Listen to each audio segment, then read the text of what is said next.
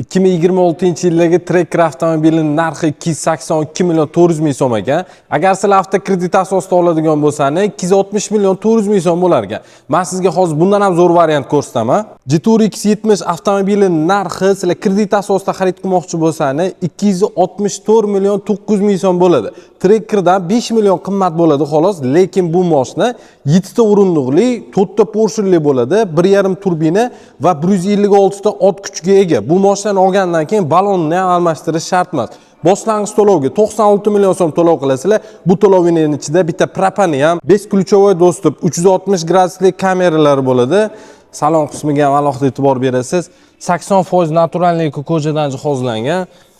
Torpedalar ham katta panorama tom bo'ladi bu mashinada. O'rindiqlarda istadi, skoroslari, joystick bo'ladi, multimedia rol bo'ladi, monitor bo'ladi, obshivkalari ham takoy ko'jadan juda ham chiroyli bo'ladi. Orqa bagaj ochilishlari elektronniy bo'ladi. Ko'rishingiz mumkin. Juda ham uzun, katta crossover, bitta oila uchun 7 ta o'rindiqli bo'ladi. Do'stlar, bu mashinaning narxi 264 million 900 ming so'm. Naqdiga olaman degan akalarimiz uchun propan amal qilmadi, lekin avtokredit asosida chiqarib ber deydigan akalarimiz uchun boshlang'ich to'lov aytib o'tganimdan 96 million to'lov qilasizlar.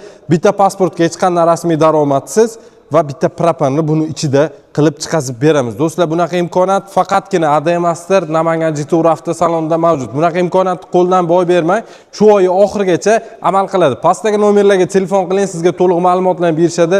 So'rasangiz lokatsiyani tashab berishadi. Manzilimiz Namangan shahar, Yangi bozor, Promzonaning yo'lida. Hammani avtosalonda kutib qolaman.